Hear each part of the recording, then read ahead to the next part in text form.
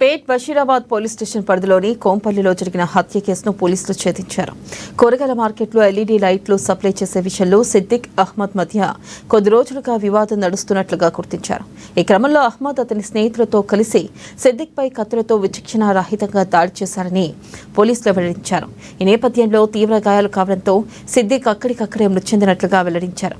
Case నమోదు చేసిన పోలీసులు దర్యాప్తు చేస్తున్నారు. వాళ్ళ అన్నతో రహమత్ అని చెప్పేసి వాళ్ళ అన్న ఏటూని వాళ్ళ అన్నతో చెప్తే వాళ్ళ అన్న ఫ్రెండ్స్ కొడిమ్యాల శశి కుమార్, రాజ్ కమల్, జంపన్న వీళ్ళ ముగ్గురు కూడా రహమత్ యొక్క ఫ్రెండ్స్.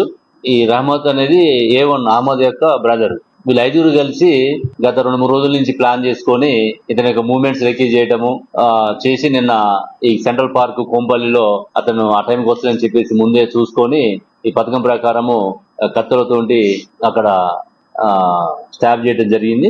అతన్ని మనం ఇమీడియట్ గా రష్ హాస్పిటల్ కి తరలించిన తర్వాత అక్కడ హాస్పిటల్లో బ్రాడ్ డెడ్ కావడం జరిగింది.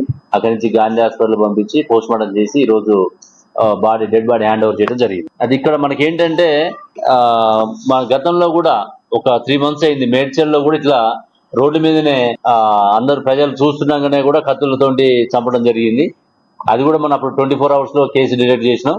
ఇది కూడా ఏంటంటే కనీసం జనాలు ఎవరు కూడా ఆపే ప్రయత్నం కానీ కొంచెం ఆపే ప్రయత్నం చేస్తే అతని ప్రాణాలు దక్కేవి. ఎవరు కూడా ఒక సోషల్ రెస్పాన్సిబిలిటీ లేకుండా ఉంటారు. అక్కడ 100 మంది జన సమూహం ఉన్నది. ఆ ప్రాంతంలో ఇతను 2-3 వచ్చేసి ఫస్ట్ అతను అటాక్ చేయడము, అతను పారిపోయే ప్రయత్నం చేయడము, మళ్ళీ చేజ్ చేయడము ఇవన్నీ జరిగినాయి. మా అప్పీల్ కూడా ఏంటంటే ప్రజలు కూడా అప్రమత్తం కావాలి. ఇది ఎవరికైనా జరగవచ్చు ఇట్లాంటిది. రీజన్స్ ఏదన్నా ఉన్నాయి కానీ అక్కడ మన కళ్ళ ముందు జరుగుతున్నప్పుడు ఆపడానికి ప్రయత్నం చేయాలని మేము రిక్వెస్ట్ చేస్తున్నాం. లేదంటే ఇమీడియట్ గా పోలీస్ కన్నా మనకి కంప్లైంట్ చేస్తే నియరెస్ట్ మనకి పెట్రోల్ కార్స్ ఉన్నా కూడా వచ్చే అవకాశం ఉంటది. కాబట్టి ఈ నేరస్తులు ఎవరైతే పబ్లిక్ పానిక్ అయ్యే విధంగా వాళ్ళ మధ్య రైవల్రీ ఉన్నదేమో కానీ ప్రజలు భయభ్రాంతకు గురి అయ్యే విధంగా చేశారు. కాబట్టి ఇమీడియట్ గా మనం నైట్ వీళ్ళని పట్టుకోవడం జరిగింది. వీళ్ళ మీద వాళ్ళ అన్నతో